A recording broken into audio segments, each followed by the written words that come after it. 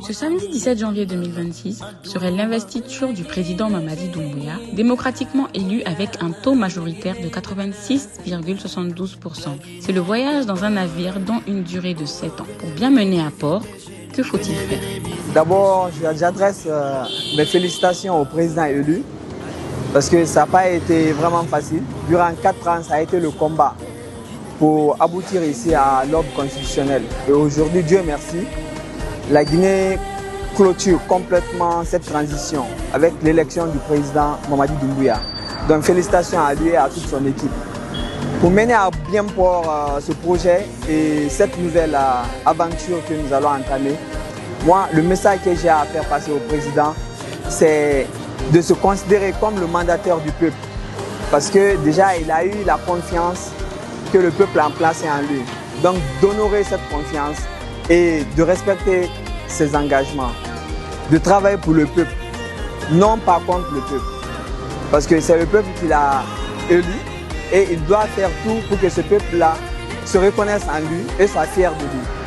Et c'est là, il doit travailler dans la transparence, dans le respect strict des lois et aussi œuvrer pour le travail et l'émancipation des jeunes et des femmes dans notre pays. Comme dit l'adage, après les élections, c'est le partage du gâteau. À cet effet, en tant que citoyen, quel message voudriez-vous lancer au président pour qu'il reste dans cette logique? Je dirais tout simplement de nommer les gens par compétence, de se référer sur la compétence. C'est vrai, beaucoup de personnes ont mouillé le maillot et on ne peut pas mettre toutes ces personnes-là dans le gouvernement, mais de regarder réellement sur la base du mérite de nommer les gens. Les personnes qui seront nommées aussi à leur tour, d'être vraiment là pour le peuple et pour la Guinée, de travailler pour le pays.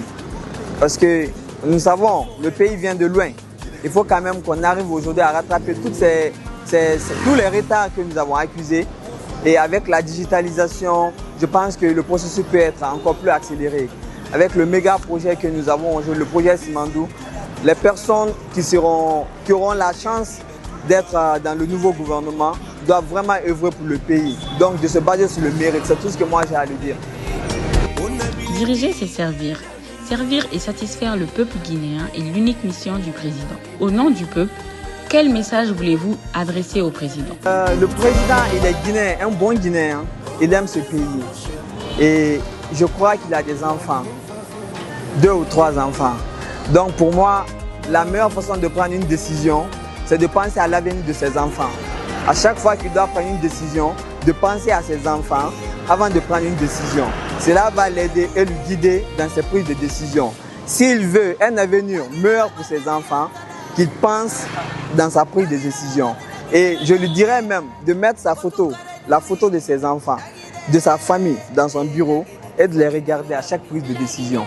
Je pense que ça va l'aider. Ça va l'aider, ça va aider le pays à évoluer. Le président, à son tour, a une exigence face à son peuple, à savoir le respect de la souveraineté, défense des intérêts publics, l'unité et la solidarité, la responsabilité et la transparence, et j'en passe.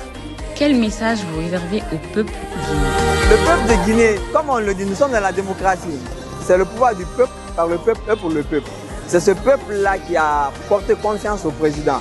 Donc, et non qu'à continuer à l'accompagner dans ces différents projets. Aujourd'hui, moi personnellement, je me suis engagé dans la politique parce que je me suis dit que chacun doit apporter quelque chose pour ce pays. Donc, avant les élections, j'avais un parti politique. Mais au jour d'aujourd'hui, je me dis que je n'ai pas de parti politique. Mon seul parti politique aujourd'hui, c'est le président Mamadi Doumbouya. Donc chacun doit mettre dans sa tête que Mamadi Doumbouya est le président, pas de son parti, mais de toute la Guinée. Donc on doit tous œuvrer pour l'accompagner dans tous ses projets. Et ensemble, nous pouvons vraiment bâtir une Guinée unie et prospère. Mais si nous restons dans la division, je pense qu'on ne peut pas évoluer. Mettons l'ego de côté.